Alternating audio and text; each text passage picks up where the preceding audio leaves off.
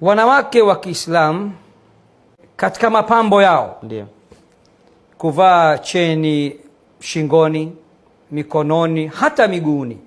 Hakuna tatizo kwa mwanamke wa Kiislamu kuvaa cheni miguuni au kuvaa vikuku katika miguu yake, kwa sharti hilo asilione mwanaume yoyote ambaye sio mahrim wake.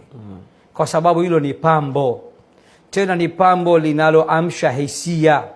Kwa hiyo mwanamke wa Kiislamu anayevaa cheni mguuni au vikuku mguuni, alafu ukatoka hivyo mguu kavukavu ili watu wakuone kwamba wewe una cheni miguuni, umepata dhambi. Mwanaume atakayekuona wewe umepata dhambi, tena unaweza ukaingia kwenye makosa makubwa sana, kwa sababu Allah kasema katika sura 24 Suratun Nur aya nambari 31, wala wanawake pinde watakapovaa vikuku au cheni miguuni wahakikishe wanatembea pole pole, tena kwa kujificha, tena kwa kuficha ficha cheni zao na vikuku vyao, wasipige pige miguu yao chini kwa nguvu, ili wanaume wapate kuona, ili wapate kurusha roho wanaume, washuhudie cheni zao, vikuku vyao. Wasifanye hivyo, Allah kakataza hilo.